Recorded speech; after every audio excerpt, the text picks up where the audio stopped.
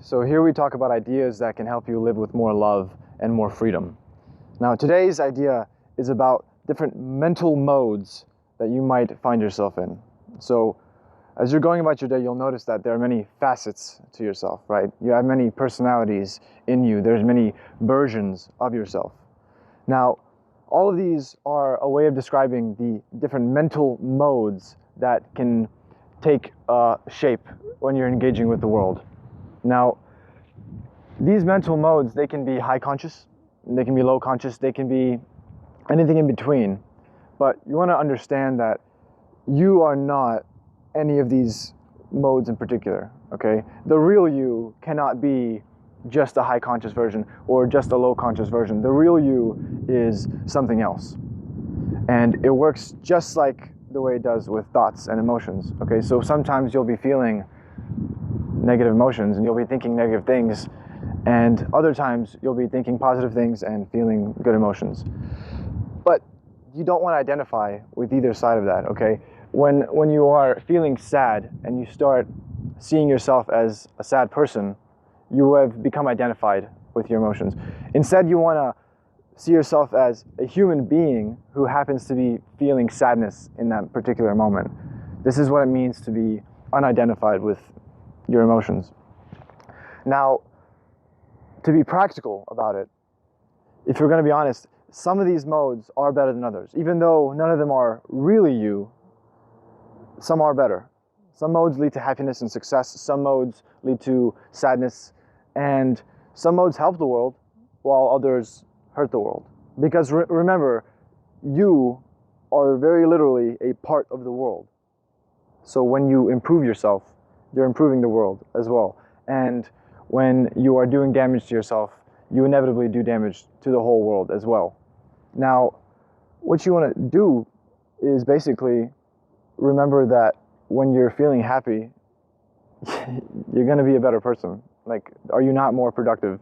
And are you not a better person to others when you're feeling happy? See, the most important thing you could do, and the most selfless thing you could do, is to become happy first and foremost. So that way you encourage and sustain these high conscious modes and kind of discourage and let go of the low conscious ones. Now, how do you do that?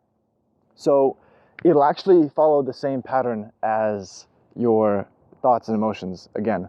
See, when you are trying to get rid of bad thoughts and bad emotions, it follows like a three-step process. Step one, become aware of the thoughts, right? Step two, control the thoughts so that they become less negative and more positive. And then step three gets a little bit abstract, where at that point you want to transcend the thoughts and experience existence in a way that is unfiltered by thoughts, in a way that's present to the moment. So the same three steps happen again with your mental modes. When you're trying to engage in higher conscious versions of yourself and letting go of the lower conscious versions of yourself, you can follow the same steps. Step one, become aware of your modes. Okay, pay attention to the version of yourself that you're engaging in. Step two, start taking control of that and sort of push yourself into the higher modes of being and let go of the lower modes. And then step three again becomes a little bit abstract, and if it doesn't make sense to you, that's okay, but at that point you might want to begin letting go of the entire personality construct and letting go of the ego entirely, to where you can engage with the world in a way that's very raw, very authentic, and very unfiltered.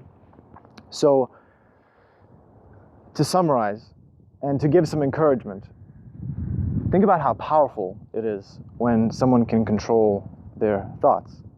When someone can see the negative thoughts and then let go of them and maybe even transcend them to be in a place where they're not thinking at all. This is someone who has a ridiculous amount of control over their lives. It's a truly ridiculous amount. But the personality part of it, the mental modes part of it, that's like next level shit. That's another ridiculous level altogether. When you can start seeing the mode, the version of yourself that you are engaging in, that's powerful. When you can start choosing to go into the higher version rather than the lower one. That's even more powerful. And at the end, when you can engage with the world in a way that's completely raw and authentic and unfiltered, that's just an amazing feat. And that is what's waiting on the other side if you can take the first step, which is to become aware and start noticing, start really paying attention to the modes that you happen to be engaging in. Good luck.